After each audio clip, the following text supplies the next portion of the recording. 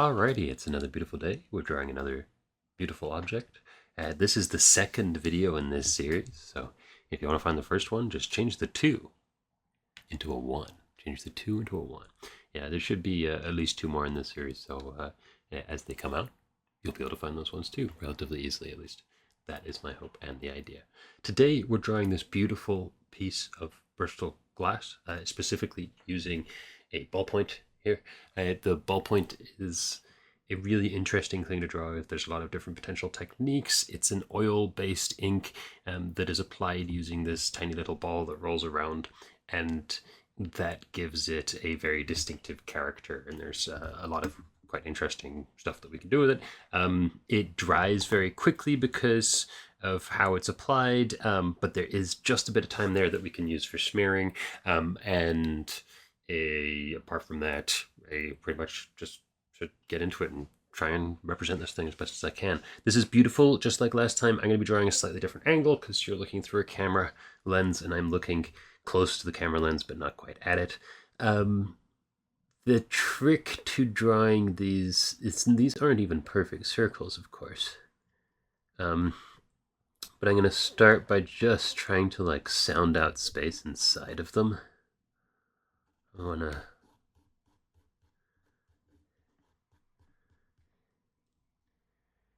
ideally I would be drawing like not the outside rim here, but in fact, I'm gonna need to bring that down with me. Oh yeah, sorry, we're really in close here, so still on camera, perfect. And that prevents me from having to mess up too much. This is a nice feathery technique, which hopefully is leaving plenty of room for more complicated stuff in the future. There's the central hole here, which is mostly defined in terms of the outer ridge. And as I start to get some forms into place, it starts becoming worth trying to figure out and correct these spaces and holes. So we're starting to get something. One of the most important things is once I get any sort of decent definition, it's important to start trying to actually represent the different shadows and things that exist in this particular glass. People have a tendency to draw things and then to lose specificity too quickly, to get excited by some particular pattern. And instead, what you really want to do is start spotting and applying the details, these beautiful details that you're seeing. Basically, as soon as you can, you abandon your patterns as quickly and as aggressively as possible. And I think that's probably what's going to bring you the most success. Also here, of course, I'm trapped very much into this head position. I'm trying to do this for about 20 minutes, but super beautiful stuff up at the edge of the glass here, but then beneath it, I've got this rim that actually distorts. Gosh, that's crazy. And then comes out into some incredibly sharp, crisp lines, which I have not mastered. Darn. Oh.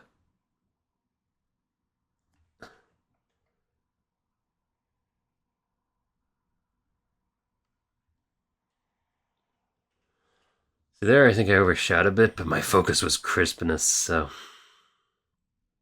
you take what you can get. I can sort of correct that line by just incorporating him in like that. Okay. Okay, so again, we're trying to spot specific details. The specific focus right now is on highlights and lowlights. I hope I'm not obliterating my image here. Try to stay on the sides laterally. It's pretty hard to gauge 2 cameras and do art at the same time, guys. Give me a break.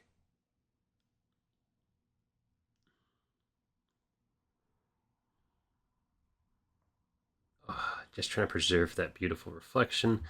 Again, my line isn't quite sharp enough, but there's another gentle little ring here.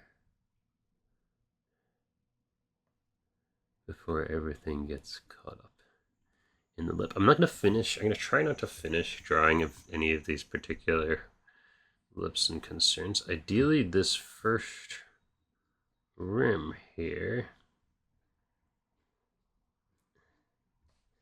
is ideally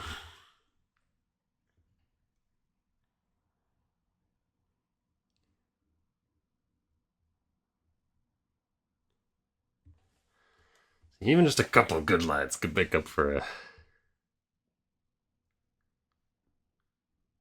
a few sloppy ones.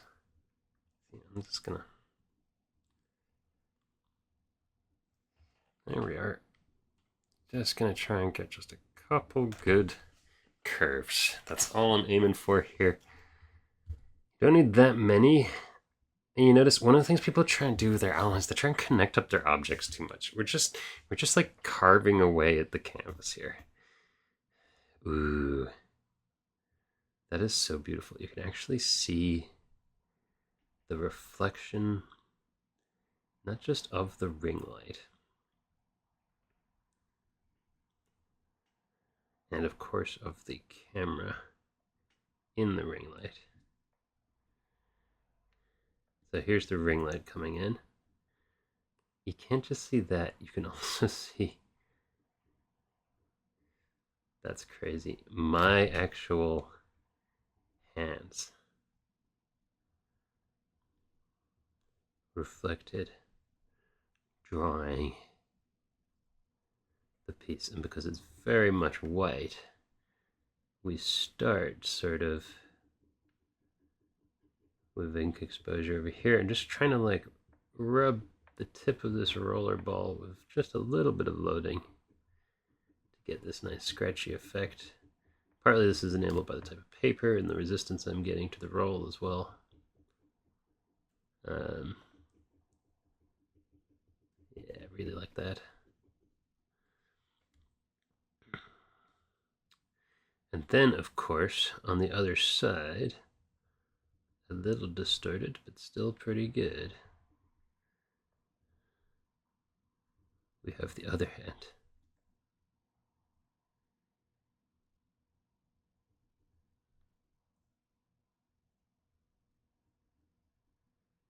It sort of just disappears into the darkness. It's fascinating.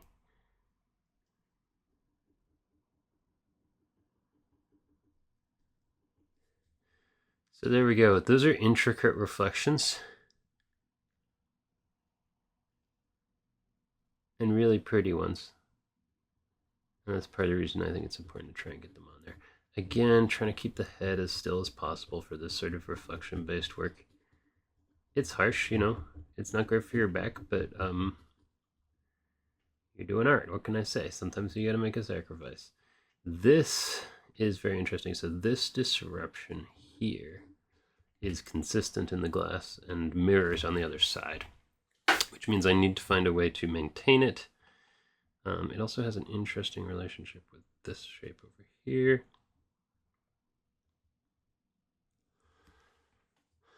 Okay, so now that I have that boundary mark in,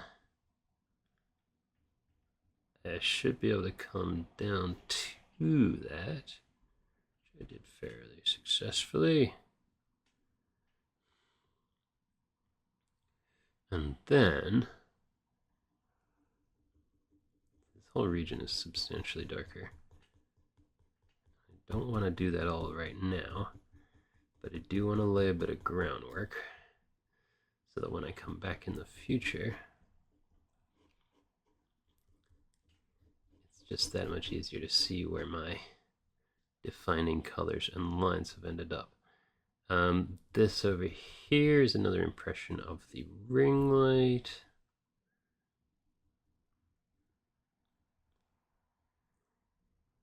Again, sort of with broken out chunks in the outline.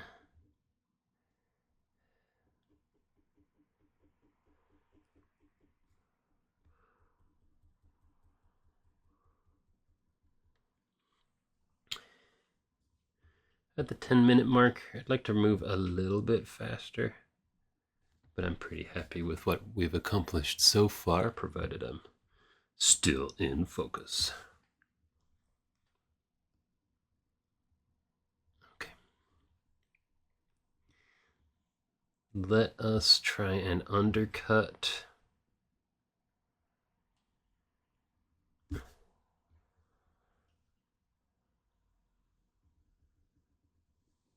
something like that. Ooh, it was a little tight. Ugh. What I need is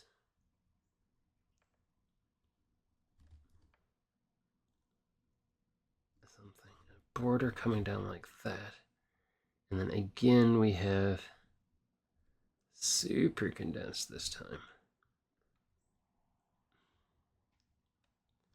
We have some indicators of ring light.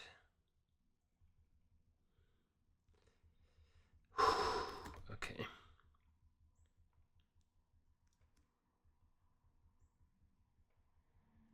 And then I just want to be super careful here. There's a sharp, dark top, and then some reflections that I'm trying not to obliterate. But then we have a relatively smooth gradient into the bottom ring here. So let's try and smoothen our gradient. Oh my gosh, okay. We got this.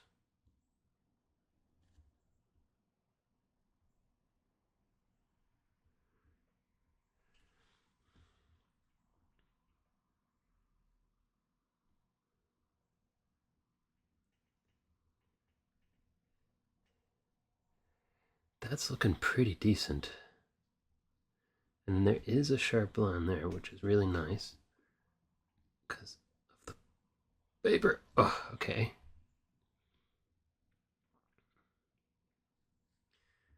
Then we do it all over again. Okay.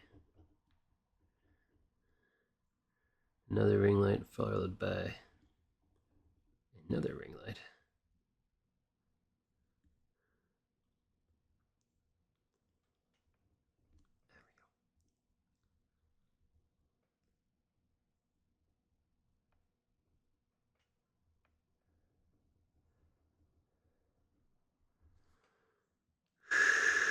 Okay, so now I'm going to give that something to stand on.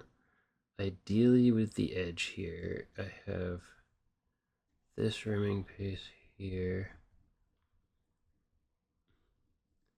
which should shoot sharp into that piece, which then gets a ideally sharp angle. I do that, you can tell. It gets ideally a sharp angle out of that. Same deal over here.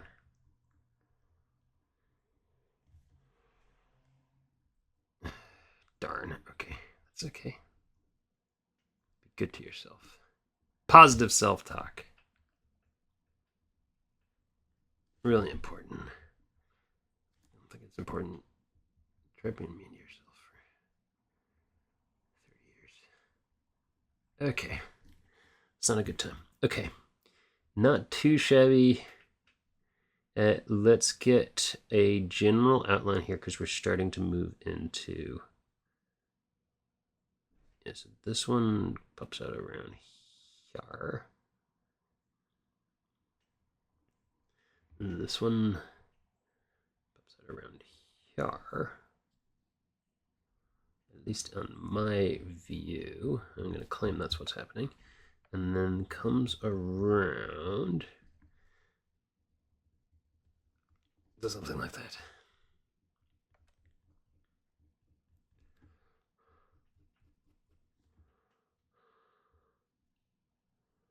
And then we have another, actually quite sad ring light. And then underneath it, we have another. For whatever reason, lots of ring light, and then, at least right now, we have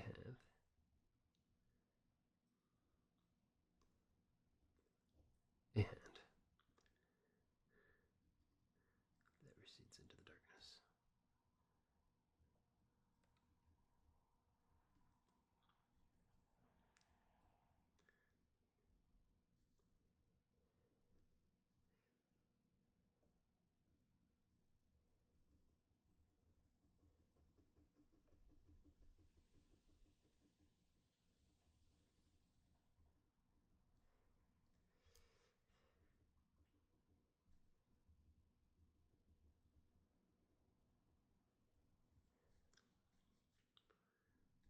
Over here we have another dark pattern. I got so engrossed. I'm not sure how long it was that I stopped talking for there, but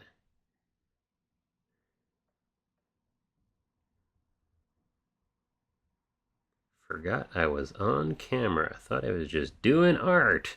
Now we have a bigger version of the hand. Ideally, these would be the same hands, but of course I think I put them in a slightly different posture. I can try and connect up those fingers a little bit. Give these fingers a little bit of variety. Maybe that'll help with the illusion. Into fingernail, maybe. So at this point, well, at a certain point, all your art starts to develop its own internal logic. And that's often when people notice that they've made a problem in scale or something. But a lot of the time, it's just a good thing when your art actually matures in that way and has its own structure and sense. So here I'm doing something very basic. I needed to shade that area, and I started shading it with sort of straighter lines, but then I remembered that I'm shading a curved object, so I used curved lines. Something like that is silly and simple, but actually kind of effective. And also can just serve as a reminder to yourself that that's supposed to be a curved surface, especially when you get really zoned in. I'm feeling pretty zoned in right now to this, holy smokes. Especially when you get really zoned in, you can hyper focus on a part of the canvas and miss the rest of it for a bit. And they're having clues as to what is actually supposed to be in that section could be really helpful to keep your periphery sort of on task. Not accidentally start covering things with the wrong stuff. Here, I'm just trying to darken things to figure out some sort of good medium blue shade that I can rely on here.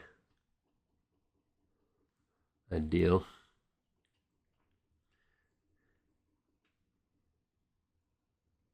I'm pretty happy with how this is coming along, though. I'm going to have to start defining some of my sharper blues at the back and get another 10 minutes or so. So after all that, we only made it down to, oops, come on. That's the problem with rollerballs. Sometimes I swear they have a spirit of their own. It's possessed. There we go. You guys still some bum with that?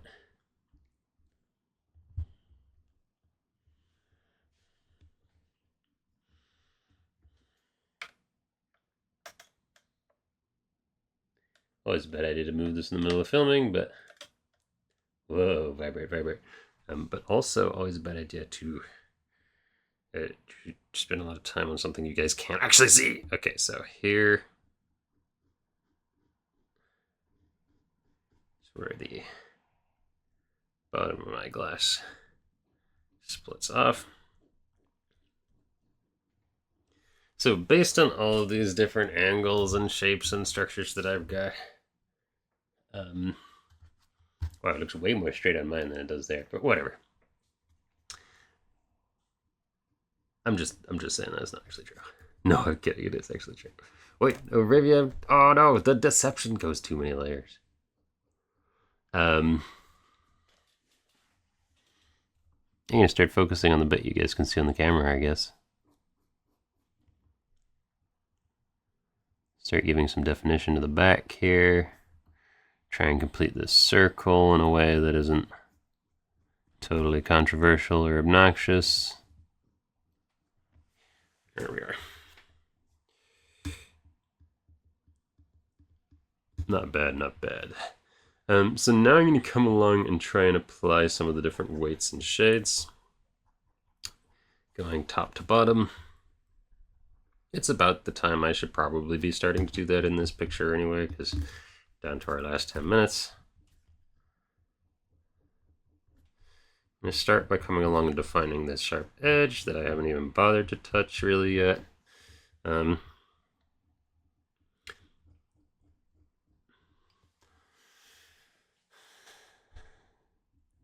I move my head position, I have to remember what it's supposed to look like from the original position. I can no longer look at the object. That's the obvious thing, but it's an important thing to remember as you're trying to render this stuff.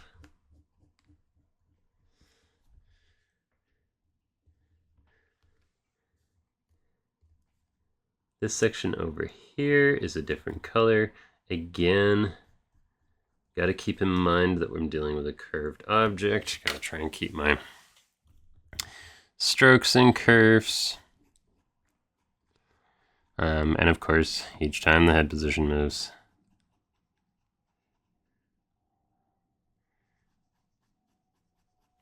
got to maintain my internal vision of what it's supposed to look like.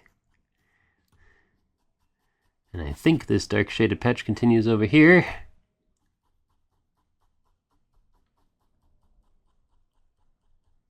But I'm not sure, so I'm coming back.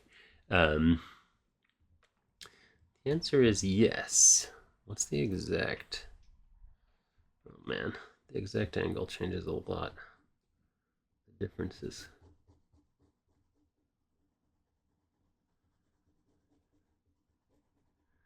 That's okay, I guess I'll just figure it out. I can darken these shaded patches here for sure. And then now I am going to define my front edge here. And I'm going to start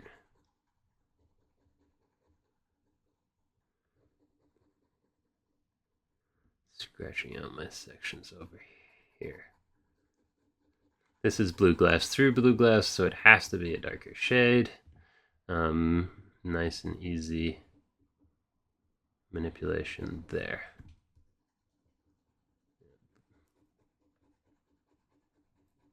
Over here near the edge, things get really distorted, which I can hopefully just represent like that. It's actually not bad.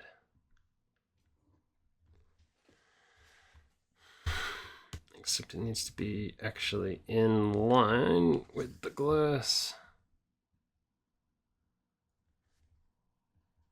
Okay.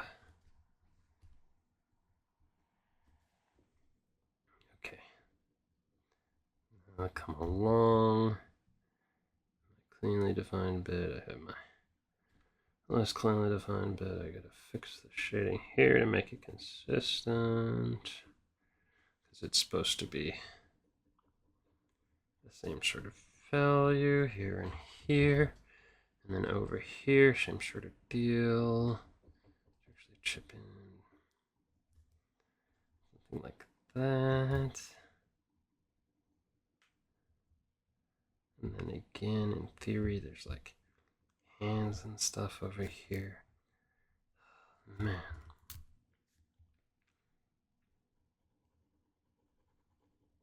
What a beautiful piece. The actual glass here, not my rendition of it. Rendition is sorely lacking, but there we are. Gonna shade the outside rim, try and get that gradient that it's got. It's got this nice blue gradient on the edge.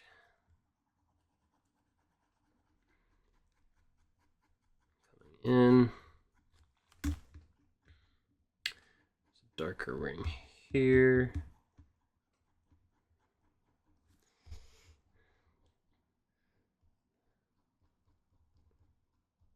There we go. Just trying to maintain these lines as best as I can. Find the different depths.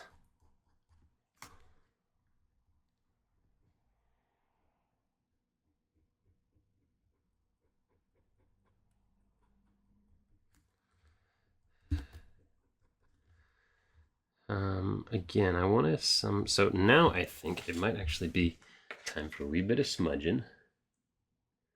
And just coming over here, blending some sections together. Push, push, push.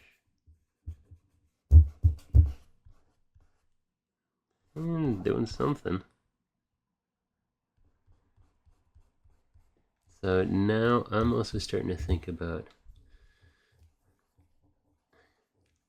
the way it all comes together. Come down here.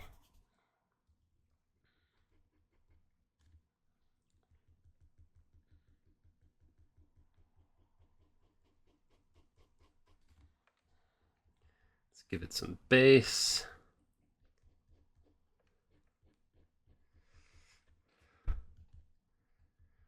Come up.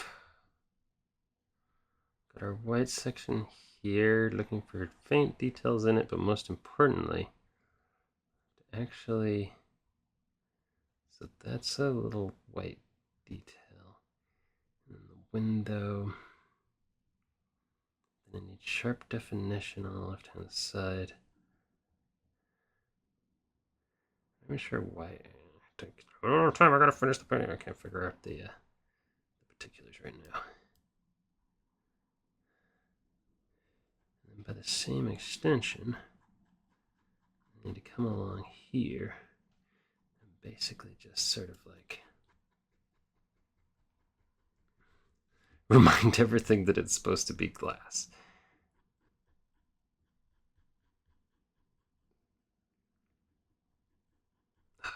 See, I got a little irregular with those lines on the right side.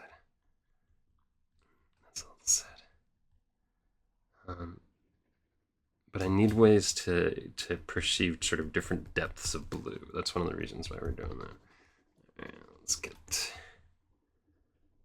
bit of darkness going on down here, because that's really what you're doing. So I'm pretty happy with how things are looking overall. Let's see if we can't bring you over to my perspective. That's a little bit better. Yeah, the thingy itself is there. Hands and stuff you can't really spot anymore, but I'm pretty happy with that. We did pretty solid. Got pretty decent displays of light over here. You can tell that we've got overlapping pieces. I would like the contrast between these different blue sections to be a bit better, specifically right around here. But I don't want to spend too much time trying to fix that right now. Overall, I'm pretty happy with this. I think it looks pretty solid. Not bad for 28 minutes worth of work. I really love working with reflections like this, even if it does really test your patience. Hope you've enjoyed this video. Thank you so much for being here, and take great care of yourself. Goodbye for now.